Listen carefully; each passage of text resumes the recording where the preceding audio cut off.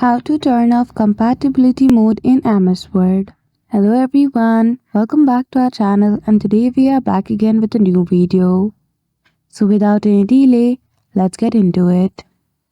For that, firstly open MS Word document, go to the file option at the top left corner and go to info. Then after, go to prepare for sharing. From that, go to check compatibility. This prompt will appear on your screen.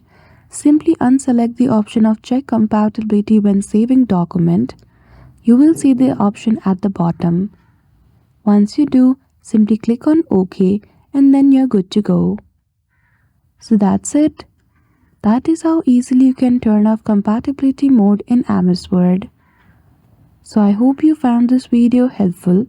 If you did, don't forget to give it a thumbs up and subscribe to our channel for such tutorial. Thank you for watching till the end.